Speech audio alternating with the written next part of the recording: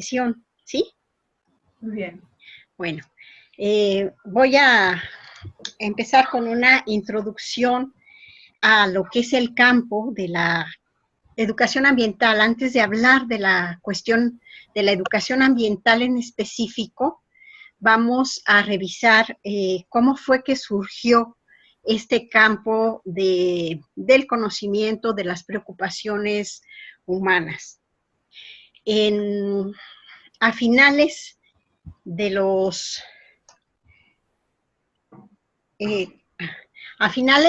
años 60, más bien desde la mitad de los años 50, empezaron a aparecer una serie de fenómenos en el mundo que empezaron a llamar la atención sobre la relación de los seres humanos con la naturaleza. ¿A qué fenómenos me refiero? Y que fueron, pues, escándalos mundiales.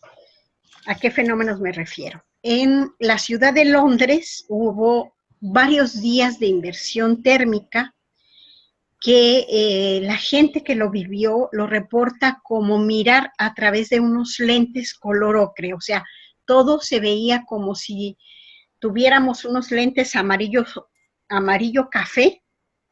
Entonces, en lugar de la transparencia del aire, que es a lo que estamos acostumbrados, lo que tenían era un aire color amarillo café, lo que se llama el ocre.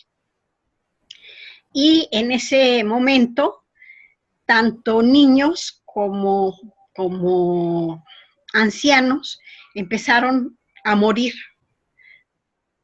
Niños y ancianos por ser los organismos más débiles y morían pues de problemas respiratorios causados por esta concentración de contaminantes en el aire, una concentración muy grande. La inversión térmica es un fenómeno natural, ocurre en muchas partes del mundo, no nos damos cuenta de ello porque generalmente no causa ningún daño, o sea, es parte de la naturaleza. En lo que consiste es en que en el día el aire se calienta y en la noche se enfría, pero se enfría primero la capa de arriba y entonces esa capa de arriba forma una especie de tapadera del aire caliente. Si ese aire caliente está lleno de contaminantes, esa tapadera fría no deja salir los contaminantes. Si además se sigue produciendo contaminantes, entonces pues se van concentrando más y más en un solo lugar. Normalmente la tapadera de aire frío se abre con los rayos del sol, pero como sabemos, en Londres hay muchísimos días en que el sol no aparece y entonces no hay ninguna posibilidad de que se abra la tapa de aire frío y permita la salida, o sea, que los contaminantes se dispersen y no se conviertan en un aire venenoso. Bueno, ese fue un primer acontecimiento que llamó la atención por la gran cantidad de gente que murió. Un segundo acontecimiento sumamente importante fue que se expandió una enfermedad como una epidemia entre pescadores de Japón. Este caso se conoce como el caso Minamata. Minamata es un pequeño pueblo que está en una bahía de Japón, en que el pueblo ancestralmente ha vivido de la pesca. Como sabemos, una de las actividades primarias fundamentales de Japón es la pesca. Bueno, de repente los gatos empezaron a enfermarse, a volverse como locos, y después de un episodio de locura morían. Los gatos son una mascota muy querida por esta población de Japón, así que estaban bastante alarmados cuando la gente empezó a presentar trastornos neurológicos también, y al presentar esos trastornos neurológicos, pues empezaron a atenderse y algunos murieron, otros no, pero empezaron a preguntarse de dónde podría venir esta especie de epidemia de trastornos de carácter neurológico. Después de muchas investigaciones y de muchos conflictos, descubrieron que hacía unos años se había instalado una empresa de productos eléctricos. Y esa empresa de productos eléctricos desechaba sus residuos al mar. Por cadena alimenticia, los contaminantes de la empresa entraban a los moluscos son comidos por los peces, los propios moluscos son comidos por los humanos, les daba parte de esa comida a los gatos, y los gatos, por ser organismos más pequeños, fueron los primeros en enfermarse, pero el mercurio, que fue la sustancia que estaba afectando a la vida, pues se acumuló en el organismo y dio lugar a estos trastornos. Bueno, la empresa fue acusada, hubo que llevar a la empresa a la Corte Internacional de La Haya para que reconociera el daño que estaba causando en la población de Minamata. Y para no hacerles el cuento largo,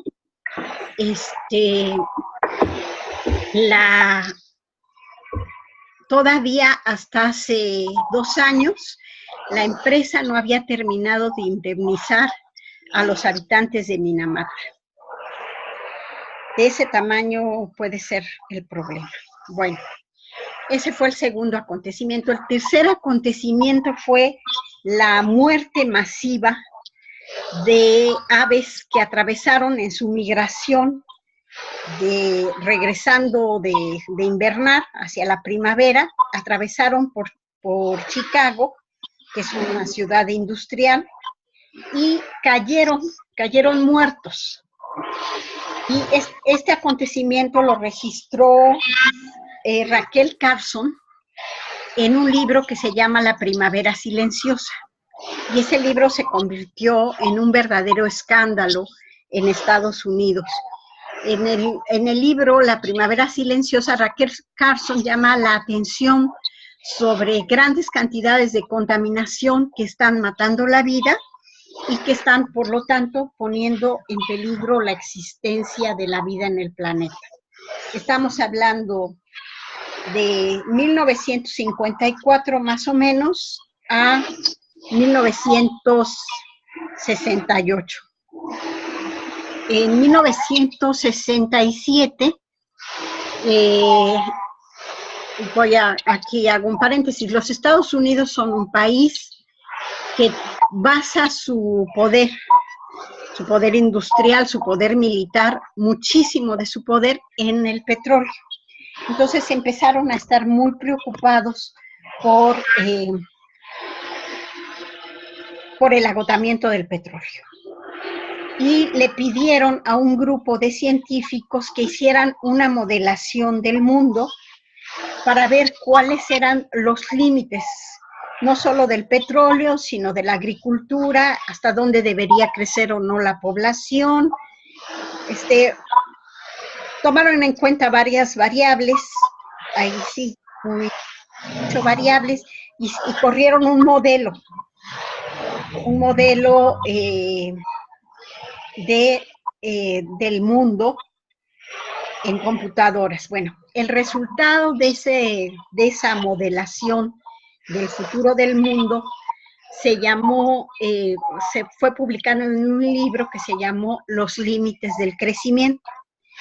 Y entonces en los límites del crecimiento, pues predijeron puras cosas, déjenme decirle, puras cosas erróneas, ya lo sabemos, porque ellos pronosticaban que para el año 2000 se acabarían las fuentes de petróleo, que había que limitar el crecimiento poblacional porque tampoco iba a haber suficiente producción de alimentos, etcétera, los límites del agua, una serie de cosas así. Bueno, todo esto puso en alerta a los gobiernos, y en 1972 las Naciones Unidas convocaron en Estocolmo una reunión que se llamó Medio Humano.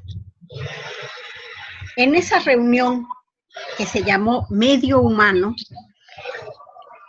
los países industrializados llegaron con la posición de que había que limitar el crecimiento de las poblaciones, porque eso estaba terminando con las posibilidades de la vida en el planeta. Pero el representante de Brasil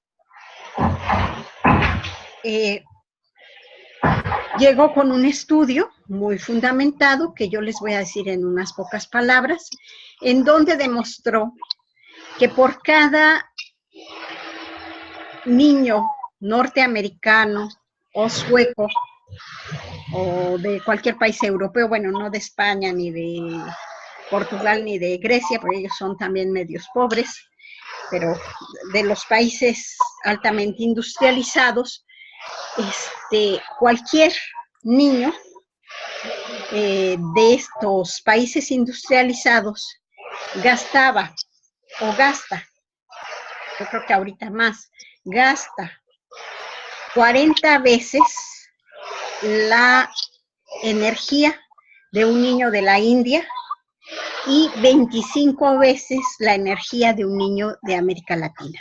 Con eso él lo que demostró fue que el problema no es de la cantidad de población, sino de la desigualdad en la distribución de la energía disponible. Sí queda claro lo que estaba demostrando, porque eso es muy importante en el debate ambiental.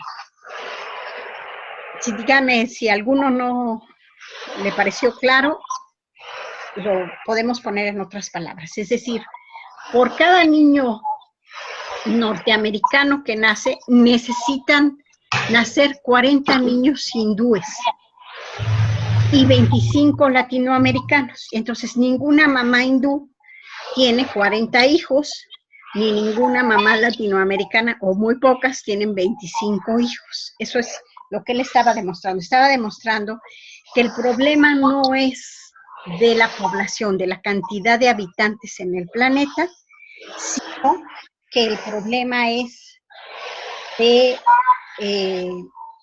cómo está distribuida la riqueza en términos de la energía disponible en los países y no digamos en las clases sociales. O sea, porque, bueno, ahorita nosotros sabemos muy bien que un nieto de Slim no gasta lo mismo en términos de energía que lo que gastaría el hijo de un campesino. Ya están conectándose más y me da mucho gusto. Bueno, para los que se acaban de conectar, yo voy a conducir el curso y vamos a, de todos modos, yo estoy grabando la sesión para que en algún momento puedan volverla a ver. Entonces, estamos bien, en este momento estamos revisando cómo se va configurando el campo de la problemática ambiental que va a dar lugar a la educación ambiental. Estábamos diciendo que el campo de la problemática ambiental empieza a pensarse en los años 60 para culminar en una reunión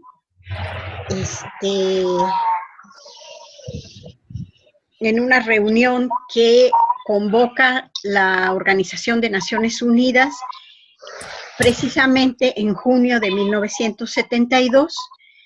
La reunión termina el 5 de junio de 1972, por eso el 5 de junio es el Día Mundial del Medio Ambiente, porque ahí se hace una primera declaración acerca de la problemática de la relación de los seres humanos con la naturaleza.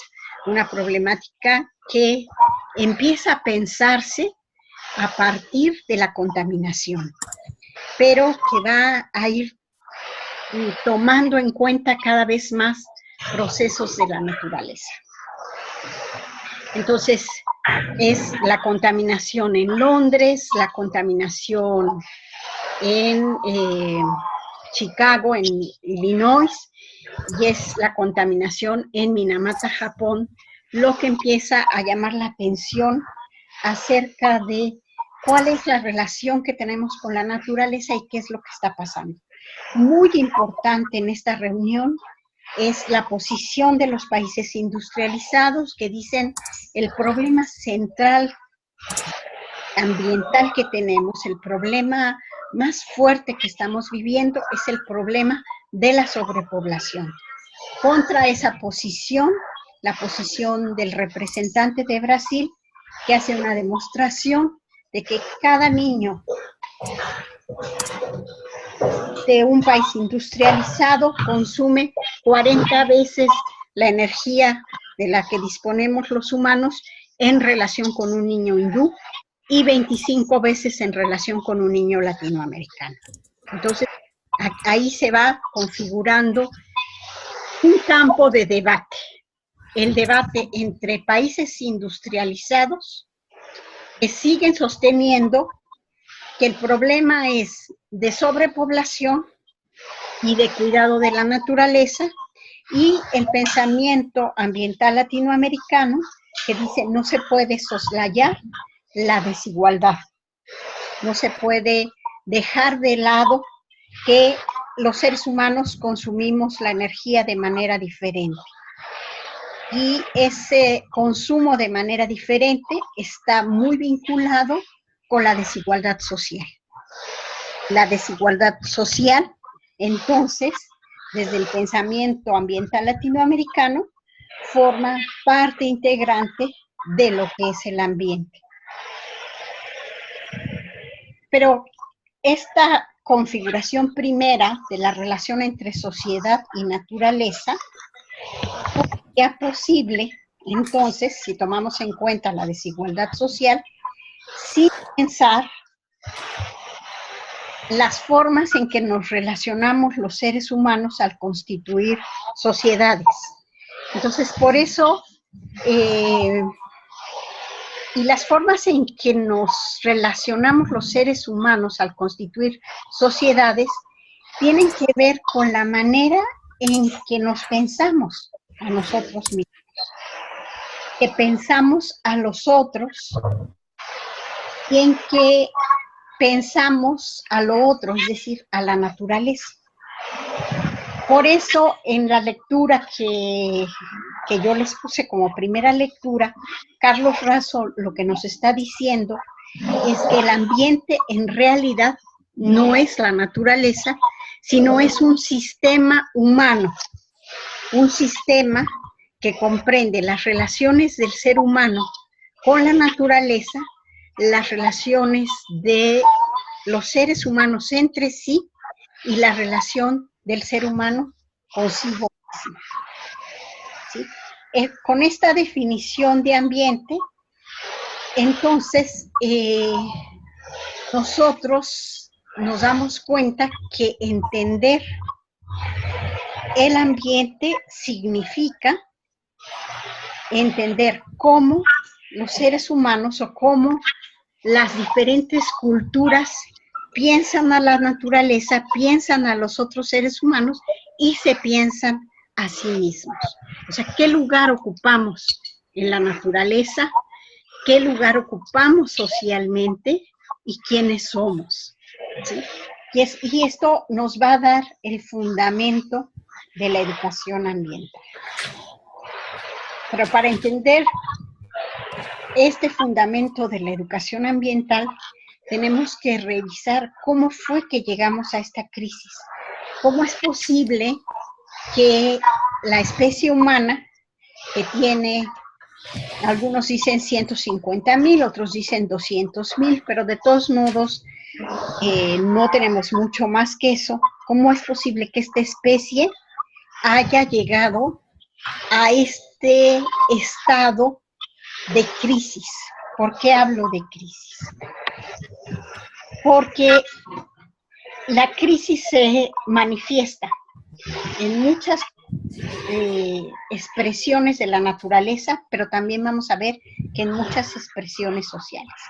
En la naturaleza, lo que se considera ahorita y que todo mundo, no todo el mundo, pero muchos países reconocen como un proceso que pone en riesgo a toda la sociedad, el calentamiento global o lo que se llama técnicamente el cambio climático. Esa es una manifestación de la crisis de la relación entre los seres humanos y la naturaleza. Otra manifestación en la naturaleza de esa crisis es, desde luego, con lo que empezó a pensarse el problema ambiental, la relación entre contaminación y salud. Ya no se trata solo de contaminación del aire, como en el caso de Londres, con lo que ya explicamos, la inversión térmica, no, sí. No se trata solamente de la contaminación que mató a los pájaros en Chicago, ni de la contaminación que enfermó a los pescadores de Minamata, sino cada vez tenemos más y más manifestaciones de esa contaminación. Ahorita, por ejemplo, hay muchas demandas que tienen relación con envenenamiento por arsénico, por el uso que hacen las mineras del agua en ciertas zonas del país, pero también de otros países. Hay muchísimas demandas por contaminación de industrias relacionadas con prácticamente epidemias de cáncer. Hay estudios en San Quintín, en San Quintín, Baja California, que la gran cantidad de contaminantes que se usan para la agricultura inciden en el aumento de cáncer en las maleras del campo, fundamentalmente cáncer de matriz, y con ello, pues, muchos problemas más. Y así, si nosotros le diéramos seguimiento, que se puede hacer incluso a través de Internet, de enfermedades causadas por contaminación de suelo, de aire, de agua, etcétera, veríamos pues que hay una crisis de las formas en que se contamina la naturaleza y la salud humana. Y no se diga pues la salud de las especies. Ese es otro signo de la crisis ambiental. Entonces hablamos de lo que está ahorita más de moda, digo yo más de moda, el calentamiento global. Hablamos de crisis de la relación entre contaminación y salud humana, ya no estamos hablando de especies. Otro signo de esa crisis es el famoso agujero de la capa de ozono, que algunos opinan que está solucionado, otros dicen que se abre y se cierra, pero finalmente lo que sí es cierto es que hay una relación entre la producción de ciertos gases que forman parte de la vida moderna, que son los famosos CFC, que son gases que se usan en las refrigeraciones, en el refrigerador doméstico, además de en los sprays, ¿no? Todo tipo de spray. Y que sí se ha disminuido su uso, que han buscado alternativas para tratar de revertir este proceso de apertura de la capa de ozono, que es una capa de la atmósfera de la Tierra que nos protege de los rayos ultravioleta, que son altamente cancerígenos. Hay otro signo de la crisis, o sea que todos estos son problemas ambientales, pues es la pérdida de suelo. La pérdida de suelo que va produciendo desertificación. En las zonas agrícolas, esta pérdida de suelo se produce por varias razones, por deforestación, por uso excesivo de agroquímicos, por lavado de suelos, o sea, una serie de prácticas agrícolas y forestales que van haciendo que los suelos que eran fértiles se conviertan en desiertos. Eso es el proceso de desertificación y que en México, a pesar de que casi no se habla de ello, es un problema muy, muy grave. O sea, el crecimiento del desierto en el país es enorme, está a eh, grandes pasos. Está en esta relación con la naturaleza la pérdida de biodiversidad. Cuando llegan las industrias, las agrícolas, y desmontan para sembrar, entonces no solamente quitan a una especie, por ejemplo, no solamente quitan a los pinos, sino todo lo que se llama el sotobosque, que son todas las plantas que crecen en el bosque, que no son pinos, ¿sí?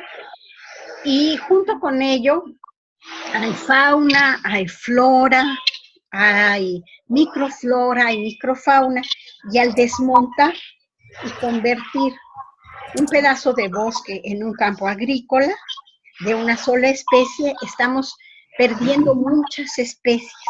Bueno, eso a nivel global se llama pérdida de biodiversidad. Hay algunas especies que se vuelven emblemáticas en esa pérdida de biodiversidad, como por ejemplo ahorita está en las noticias la vaquita marina, que es una especie endémica del Golfo de California o Mar de Cortés, pero ese es solo un ejemplo. Muchísimas especies que están en peligro de extinción, o porque nos comemos lo que ellos comen, o porque estamos destruyendo su hábitat. Por ejemplo, en el caso de la vaquita marina, pues se habla con mucha ligereza de que los pescadores están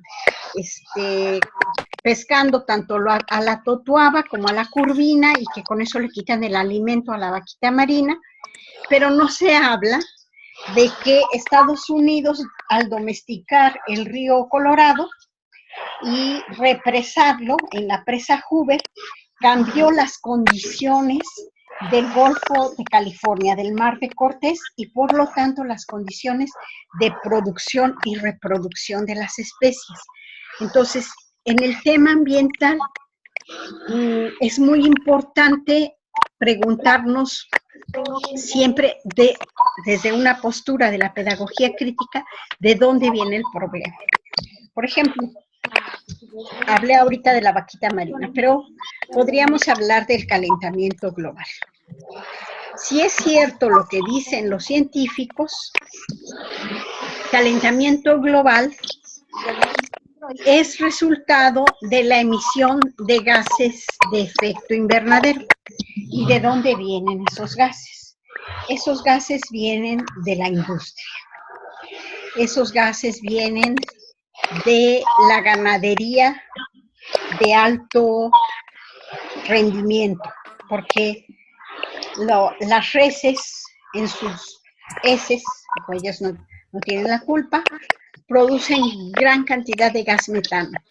Y el gas metano es muy importante, la producción que hace el ganado de gas metano.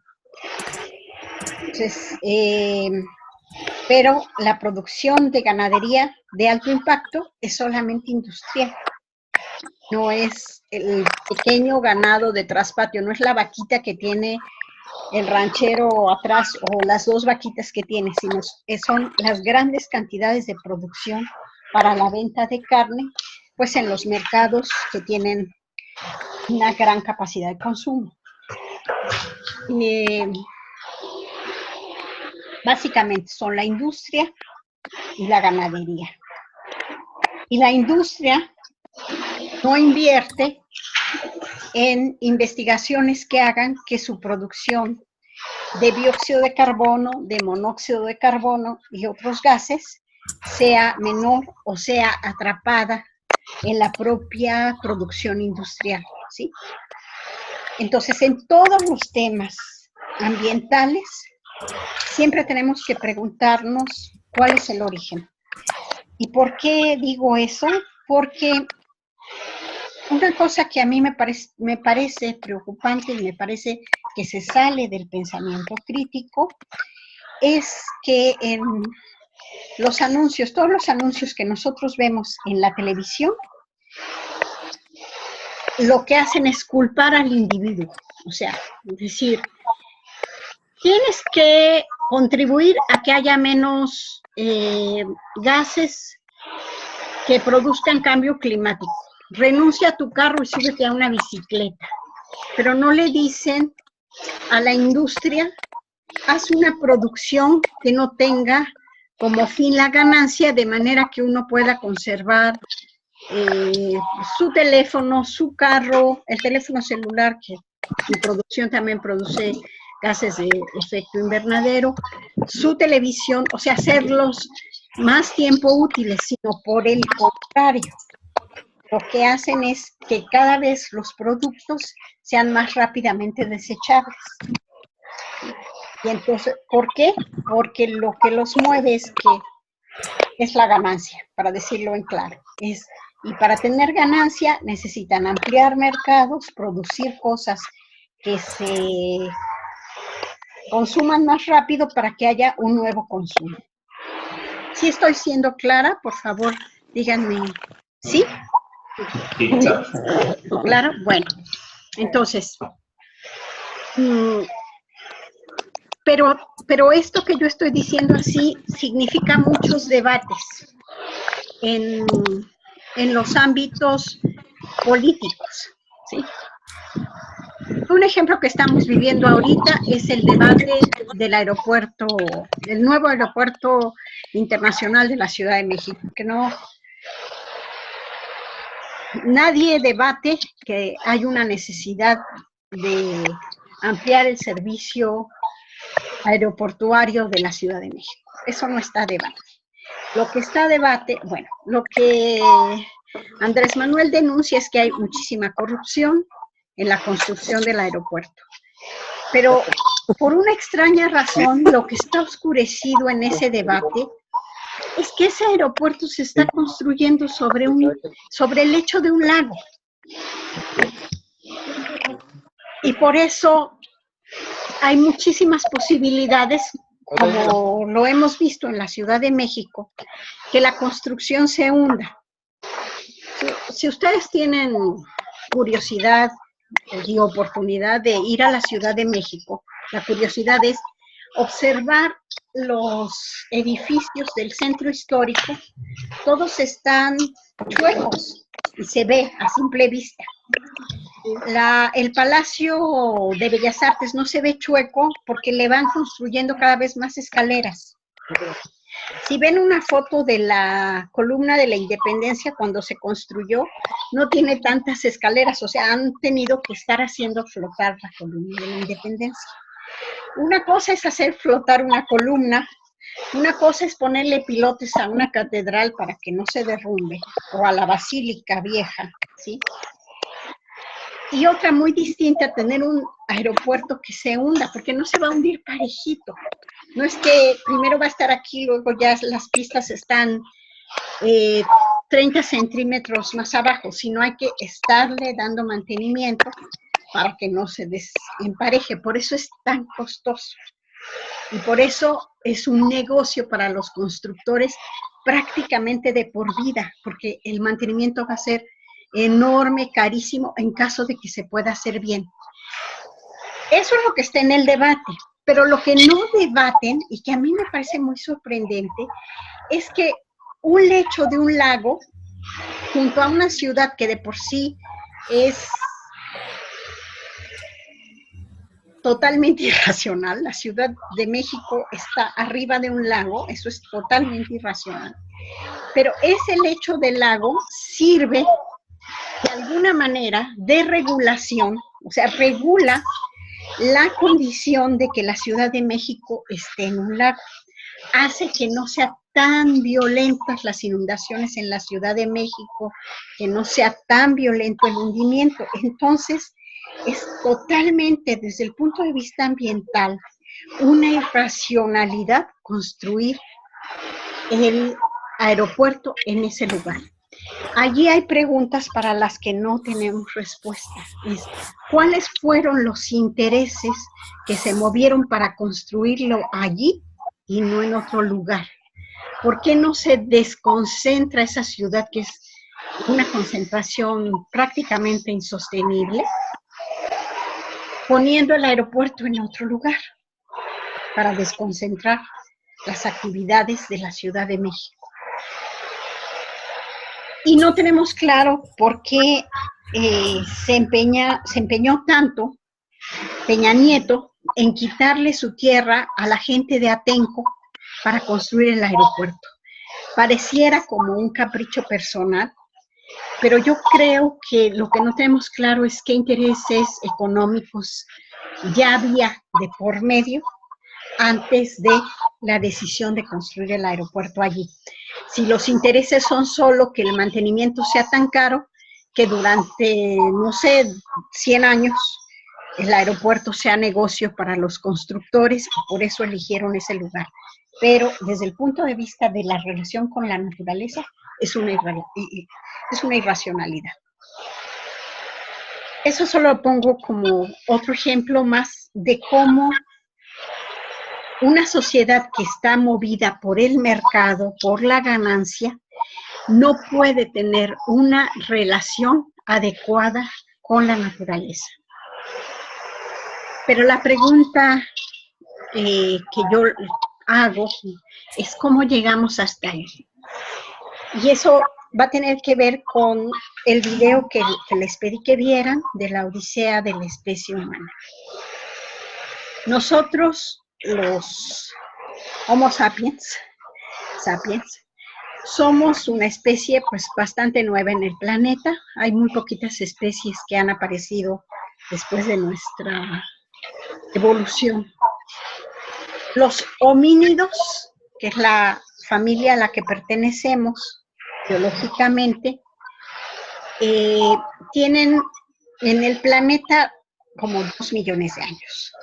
Con los homínidos estoy hablando de los primeros Homo erectus, Homo gracil, Australopithecus, etcétera, Neandertal. O sea, hay 40 especies de homínidos en la historia. Ya no existe ninguno más que nosotros. De las 40 especies que se sabe que han existido de homínidos en esos 2 millones de años, solo nuestra especie sobrevive, solo nuestra especie subsiste. Entonces, de esos 2 millones de años, nosotros hemos estado en el planeta los últimos 200.000 años. Homo erectus nos regaló, nos heredó la capacidad de manejar el fuego.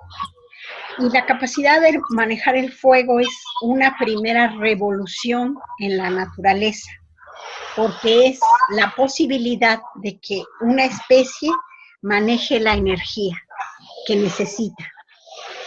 El fuego nos dio muchísimas posibilidades, nos dio la posibilidad de habitar en cualquier ecosistema. Por ejemplo, en las zonas nevadas, en la tundra se llama. En la tundra, que son las zonas que son permanentemente nevadas, sería imposible para un ser humano habitarlas si no tuviera manejo del fuego, ¿sí? Esa es una primera revolución energética. Nosotros somos, junto con nuestros ancestros homínidos, una especie que se adapta a la vida desarrollando tecnología, desarrollando primero instrumentos que al ser acumulables se hicieron tecnología. Siempre que se encuentran huesos de algún humano, encontramos junto con ellos algún tipo de instrumento, una lanza, una punta para cortar, una piedra labrada para collar un animal, etcétera. O sea, somos una especie que vive de adaptación, es el conocimiento y junto con el conocimiento, el desarrollo tecnológico. Es decir, nosotros para sobrevivir tenemos que conocer la primera necesidad humana, conocer el mundo para transformarlo. Si no hacemos transformaciones del mundo, no podemos sobrevivir. Es decir, esa es nuestra naturaleza. Pero las transformaciones tienen que ser para dar ganancia, no necesariamente. No encontramos eso en la historia humana. En toda la historia humana, de esos 200,000 años, lo que nosotros encontramos, lo que podemos rastrear en la historia, es que los desarrollos tecnológicos servían para satisfacer las necesidades de comer, de sobrevivir, de reproducirse, de reproducir la vida propia por energía y la vida de otros también. Bueno, entonces tenemos la primera necesidad es pensar el mundo para conocerlo. Y al pensar el mundo lo fuimos simbolizando, o sea, fuimos construyendo cultura, fuimos construyendo maneras de ser en el mundo. La cultura al principio se desarrolló en completa conjunción con el ecosistema. ¿Cómo lo podemos saber? Porque cada cultura existente en el planeta tiene una forma de comer que corresponde con el ecosistema.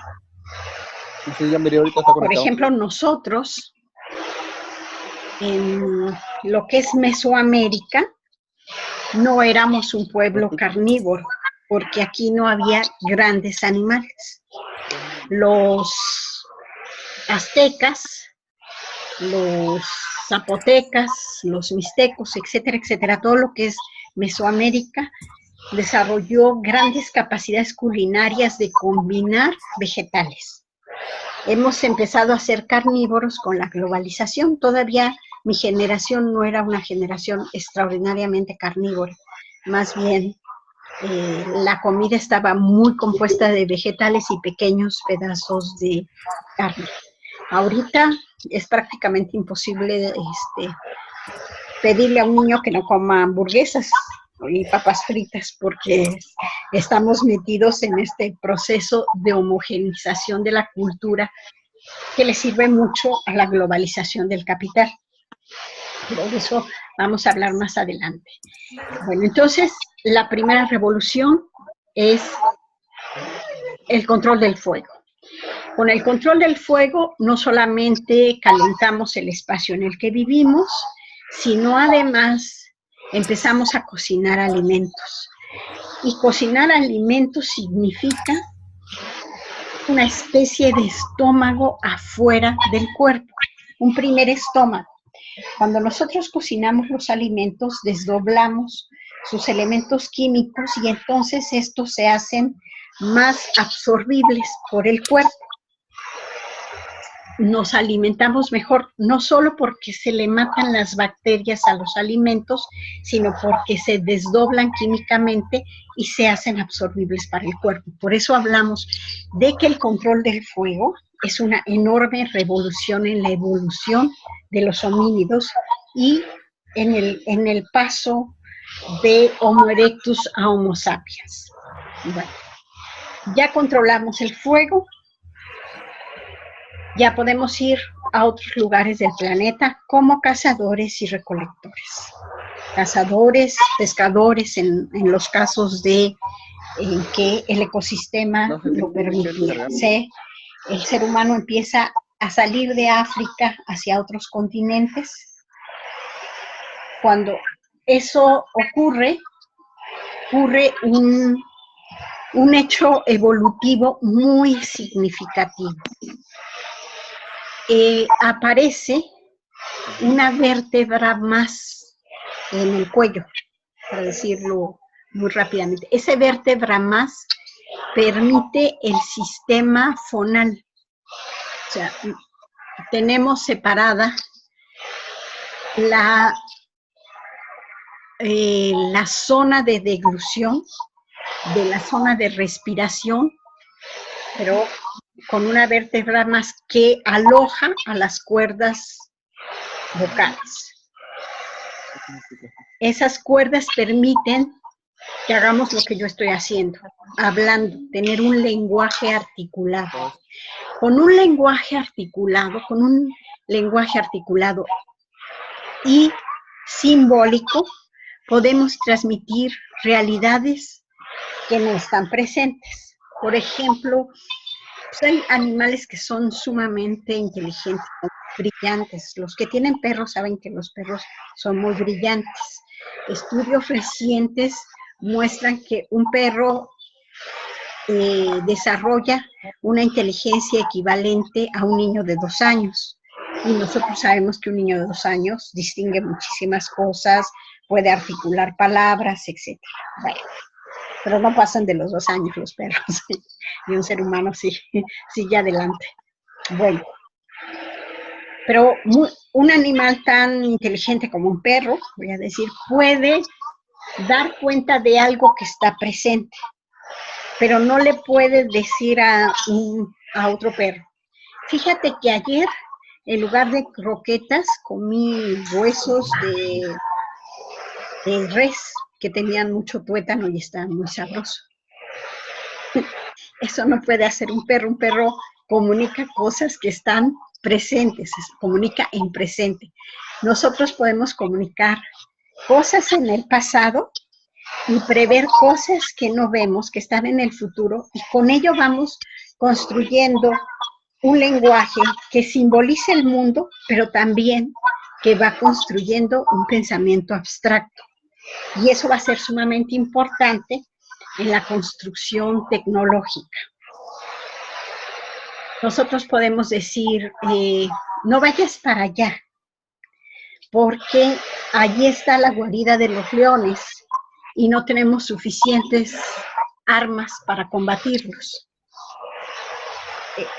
No sé si con esto queda claro que el lenguaje se hizo absolutamente importante en la sobrevivencia de la especie, o sea, de Homo sapiens, que era una condición que no tenía Homo habilis, ni Homo erectus, ni Australopithecus, ni Australopithecus gracil, ni era una condición que no tenía Neandertal.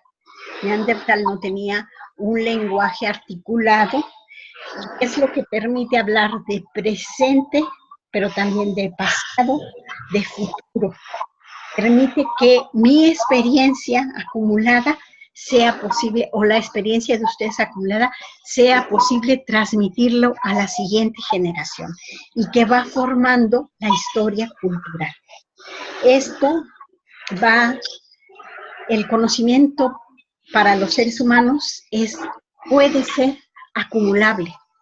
El conocimiento para casi todas las otras especies no se acumula, o se acumula muy poquito. Bueno, entonces esa es una segunda revolución que le permite a los seres humanos sobrevivir en el planeta. Una tercera revolución, la tercera revolución, ya nos fuimos extendiendo a lo, no iba a decir a lo largo y ancho, pero no, a lo esférico, planeta, a todos los continentes, con esta condición de cazadores y recolectores. Bueno, hace 10.000 años, entre 12 y 10.000 años. Primero antes, hace más o menos 20.000 años, el planeta sufrió un cambio climático. Todos sabemos de la glaciación, de la era glacial.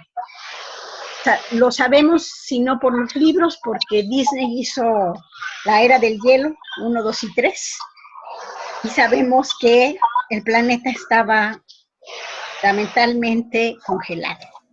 Bueno, y nuestra especie pudo sobrevivir. ¿Por qué pudo sobrevivir? Porque ya tenía la revolución del fuego, porque ya tenía el lenguaje articulado, y como cazadores podían cazar grandes piezas de carne, y cocinarlas, porque ya tenían el fuego para hacerlo. Y entonces nuestra especie, también Neandertal, sobrevivieron muy bien a la glaciación, pero hace 10.000 años el planeta cambió de clima, para que vean que el cambio climático es algo también natural. Lo que importa es saber cuál es el origen del cambio climático de esto. Bueno, entonces cambió de clima, se hizo caliente y desaparecieron un montón de especies que eran especies que podíamos cazar. Y entonces, pues la gente se estaba medio muriendo de hambre porque ya no había suficiente cacería. Y entonces las mujeres que se habían dedicado a la recolección, fundamentalmente, que esa fue la división del trabajo original, los hombres iban de cacería y las mujeres se dedicaban a la recolección, y los dos aportaban, digamos, en la misma medida para la sobrevivencia de sus comunidades, y los dos tenían la mismísima importancia en esa época. Pero bueno, entonces se desaparecen un montón de especies animales, y entonces la recolección se hace muy importante, y las mujeres que habían estado recolectando durante muchos años, pues se dieron cuenta durante esos muchos años cuáles eran los ciclos de las plantas, y entonces empiezan a cultivarlas, es decir, tenemos la revolución agrícola. Los hombres que habían visto las costumbres de los animales empiezan a encerrar animales en pequeños cercos y empieza la ganadería. Esta es otra revolución en términos ambientales. La agricultura y la ganadería hace que concentremos la energía en un pequeño espacio para una población determinada. Concentrando la energía a través de la agricultura y la ganadería, se garantiza más o menos la alimentación de la especie. ¿Por qué digo más o menos? Pues porque alguien que sepa de agricultura y alguien que sepa de ganadería sabe que hay años en que se da muy bien y hay años en que no se da muy bien. Pero tanto la agricultura como el cuidado de las plantas como el cuidado de los animales involucra estar en un lugar. Entonces nuestros famosos cazadores y recolectores que andaban de un lugar a otro en territorios bastante grandes, pero siempre caminaban en el mismo territorio, no crean que decían ahora vamos, los de África decían ahora vámonos a cazar a América, no era así, ¿verdad? Más o menos en el mismo territorio, empiezan a asentarse y a construir aldeas. Y con el tiempo las aldeas van creciendo y se constituyen en ciudades. Y entonces tenemos primera revolución, el manejo del fuego; segunda revolución, la aparición del lenguaje articulado; tercera revolución, las actividades agropecuarias; cuarta revolución, la revolución urbana. Entonces, concentramos en un muy pequeño territorio a una gran cantidad de personas, porque eso hace más fácil proveer alimentos y con el tiempo servicios, habitación, alimentos, habitación, etc. No crean que fue muy rápidamente, pasaron. Bueno, una cosa interesante es la agricultura apareció en todos los territorios ocupados por los humanos, o sea, apareció al mismo tiempo en África, en Asia, en América y en Europa. Eso es algo que nos habla de que, pues, no es que se hablaron por teléfono y dijeron, ¿qué crees? Acabo de descubrir la agricultura, sino que las condiciones de la tierra los obligaron a cultivar. ¿Sí? ¿Y cultivaron qué? Pues lo que había disponible en cada región. En toda la región europea sabemos el trigo y la cebada, en todo Asia el arroz, en África el sorgo y en América el maíz. El maíz, y en la zona andina, como cereales, las papas. Son andina, pues, también comen maíz, pero comen más papas. Bueno, entonces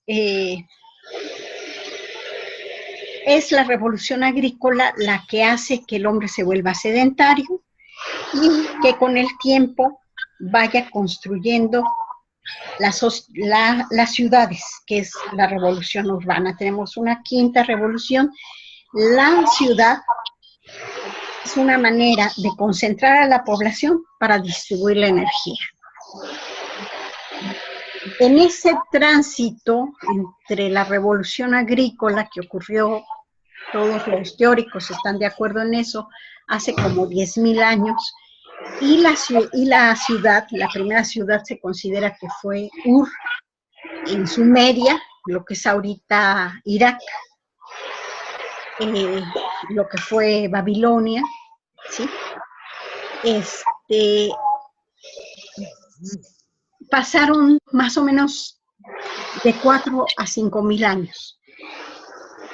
En ese tránsito, nadie sabe cómo ni por qué, apareció la propiedad privada. Podemos más o menos construir una hipótesis de que al principio, al concentrarse en poblaciones, se le designó a alguien a que administrara lo que se cosechaba y los animales que se mataban. A ver, ya tenemos la cosecha de trigo, entonces cosechamos, no sé, 10 toneladas. Tú ve administrando cuánto le toca a cada quien, cada cuándo, etcétera, y que esos administradores, como sucede con nuestros gobiernos, que deberían ser administradores, se apropian de las cosas. El asunto es que aparece la propiedad privada y con ello la apropiación, yo diría ilegal, del producto excedente de la población. Al aparecer producto excedente que no ocurría entre cazadores y recolectores, que no podía ocurrir porque no tenían ni por qué almacenar ni en dónde almacenar, ¿sí? Pero con la agricultura ya aparecen los almacenes, con la ganadería es una manera de almacenar carne, y entonces hay la necesidad de administrar, y los administradores se apropian del producto, del trabajo de los demás. Con la aparición de la propiedad privada, empieza la apropiación del producto excedente por unos cuantos. Al principio fueron reyes, faraones o tiranos, algunos les llamaron tiranos, o tlatoanis, por ejemplo, en Mesoamérica, o calzoncin, les dicen los purépecha, ¿sí? Pero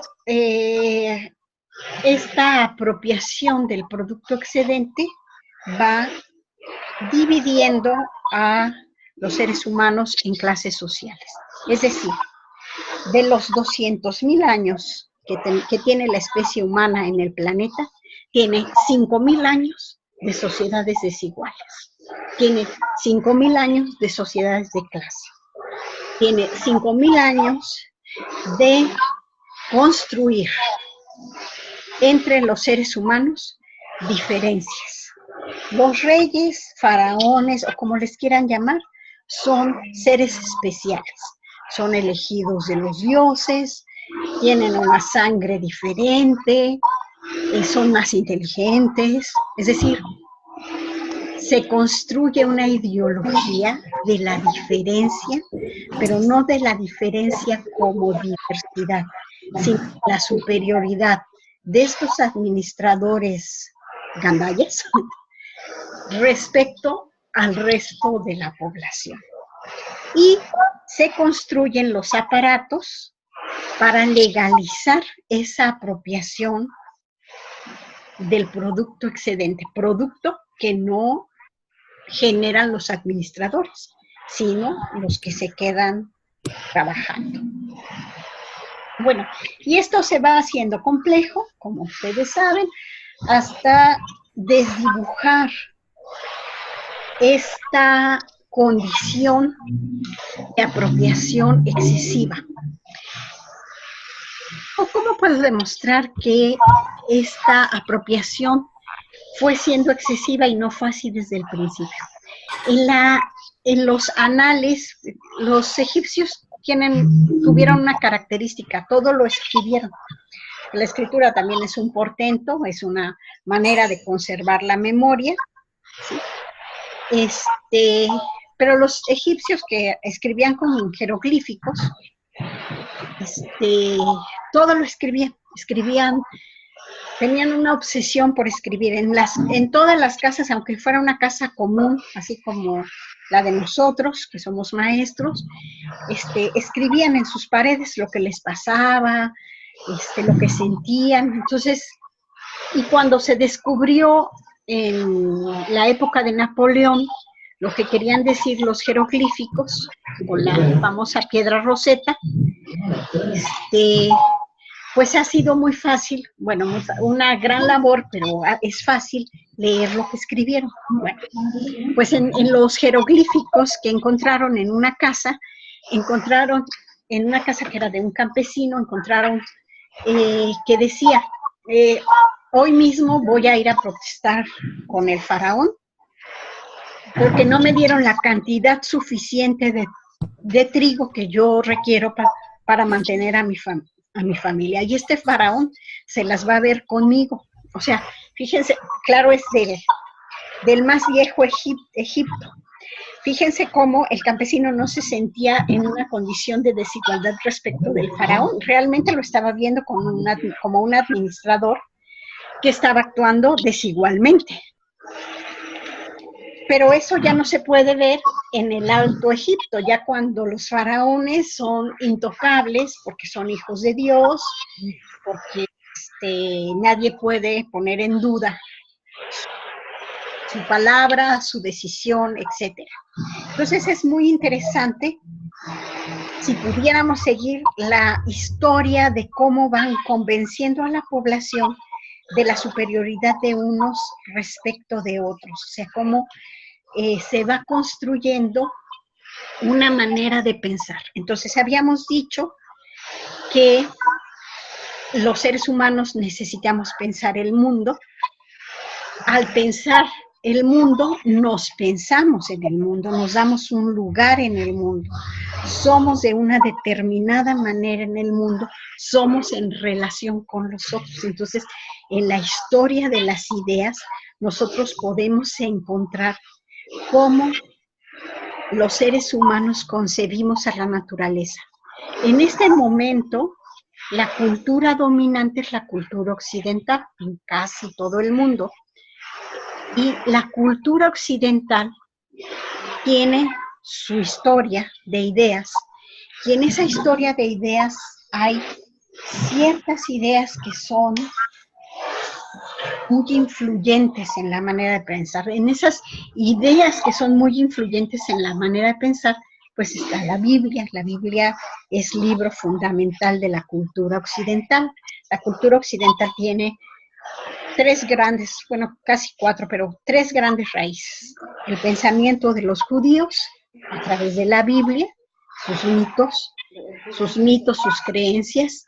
El pensamiento de los griegos a través de su filosofía y el pensamiento romano respecto a cómo debe ser organizada la política. Bueno, y el cuarto, que es la idea germánica del dominio a través del aparato militar. Eso está en las bases de la cultura germánica, pero estas cuatro raíces forman el entramado de la cultura occidental, que es la cultura dominante. Hay otras culturas que tienen otra manera de ver la naturaleza. Por ejemplo, los mesoamericanos, bueno, todos los indios de América, desde Norteamérica hasta Sudamérica, conciben al ser humano como parte de la naturaleza. La cultura occidental no. ¿Por qué digo eso? La Biblia dice que Dios creó al hombre a su imagen y semejanza. ¿Qué está diciendo? El hombre es un Dios. Y el Dios occidental tiene cara humana, tiene cuerpo humano. Todos los dioses griegos tienen cara humana, cuerpo humano. ¿Sí? Tendrán algunos poderes extra, pero tienen cara humana y cuerpo humano. Dios, en la tradición judía, para decirlo de otra manera, se parece a nosotros. Bueno, a un hombre. No a nosotros las mujeres, no. A un hombre. Entonces,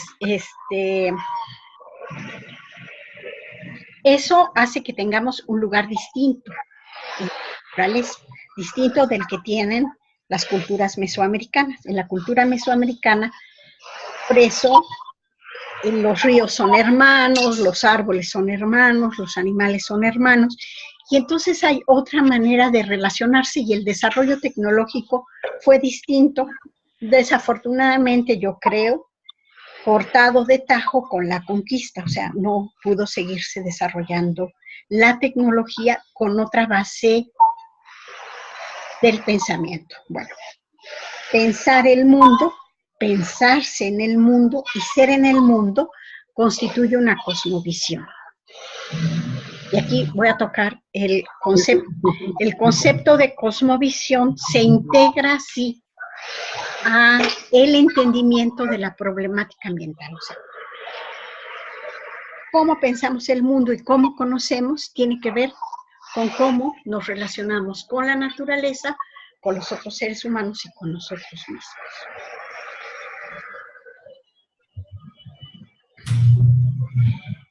Y entonces, si nosotros en nuestra base cultural, tal y como dice la Biblia, fuimos creados a imagen y semejanza de Dios, y Dios hizo todo el mundo para que nosotros nos enseñoreáramos de él, también lo dice la Biblia, y entonces le dijo a Adán, aquí está el mundo para que te enseñorees de él, concebimos que lo que tenemos que hacer es dominar a la naturaleza. Yo creo que hasta que la ciencia, y estoy hablando de hace 400 años, empezó a ser parte del mundo de los seres humanos, con la ciencia se construyó la idea de poder predecir lo que ocurría o lo que va a ocurrir. Esta idea de dominio sobre la naturaleza ya tuvo la suficiente fortaleza. Y entonces estamos hablando de la última revolución, aunque ya se divida en más, que es la revolución industrial. Algunos dicen que ya estamos en la quinta revolución industrial, pero el movimiento de la revolución industrial tiene como sustento la posibilidad del desarrollo tecnológico basado en un conocimiento comprobable, en un conocimiento que para ser considerado como conocimiento debe demostrarse o debe comprobarse. Yo creo que la ciencia es una gran herramienta de la humanidad, es indiscutiblemente, pero que nace con esta idea de dominio de la naturaleza y que no necesariamente tiene que tener ese desarrollo epistemológico. Si uno lee los textos de Descartes y de Francis Bacon, que son como los pilares del método científico, se da cuenta que hay una fuerte connotación de dominar a la naturaleza. Por ejemplo, Francis Bacon dice, la naturaleza está allí para exprimirla, para destazarla, para dominarla, y si no lo permite, hay que buscar los medios para poderla dominar. Lo dice en su texto, el nuevo órgano, y Descartes también dice lo mismo, hay que limpiarse de prejuicios, de creencias, para entender la naturaleza y la debemos analizar, la debemos constituir en mecanismo y la debemos dominar.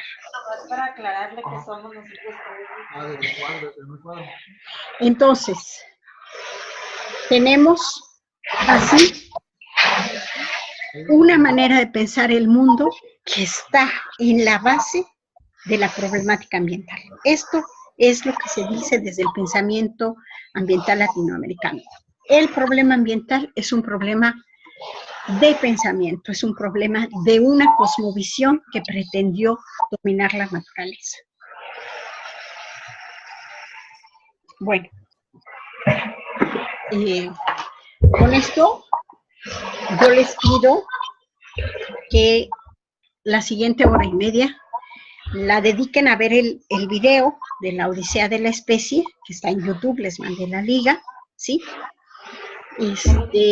Revisen la lectura que les mandé de Carlos Razo.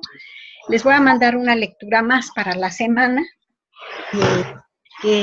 un par de lecturas más que hablan de este origen de cazadores y recolectores y la llegada a la revolución agrícola.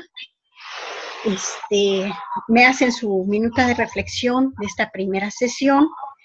Ya saben, ya se los puse en el correo, es la minuta de reflexión, tienen de plazo hasta el 4 de mayo, porque el 5 de mayo tenemos la siguiente sesión. Yo de todos modos, el lunes les voy a poner los materiales de la siguiente sesión. Ahorita les voy a poner 2 lecturas más que complementan esto que yo he estado diciéndoles, y ya con eso vamos a tener el panorama de cuál es la problemática ambiental, para entrar a la historia de la educación ambiental, que es una historia relativamente breve, y a las corrientes que se dan de educación ambiental en este debate que yo les he anunciado entre países industrializados que dicen el problema es de conservación de la naturaleza de población, y el pensamiento ambiental latinoamericano que dice no, el problema es la interrelación de una sociedad desigual con una idea que hay de cómo es la naturaleza y de cómo somos los seres humanos, y por lo tanto, cómo vamos a llegar a la relación con nosotros mismos. ¿Está bien? Sí, porque es muy pesado estar en la computadora para ustedes, para mí, entonces no podemos hacer 8 horas de sesión presencial. ¿Está bien? Está bien. ¿Sí? Correcto. ¿Perdón? Correcto. Bueno, voy a ver cómo se grabó esto y de todos modos yo les mando la grabación. ¿Sí? Está bien. ¿Sí? Gracias. Gracias, hasta Gracias. luego. Hasta luego. Y su asistencia es, o sea, la minuta de reflexión, el 4 es la asistencia y va a ir constituyendo la carpeta de trabajo. ¿De acuerdo? Muchas gracias. Gracias. Gracias a ustedes. Gracias. Saludos a todos. Saludos a todos. Saludos pronto. Saludos. ¿Estuvo bien la conexión, todo este método de trabajo? Sí. ¿Está bien? Bueno, en mi caso ¿Sí? sí, perfecto. Bueno, muy bien. Hasta luego. Hasta luego. Gracias. Gracias. Gracias.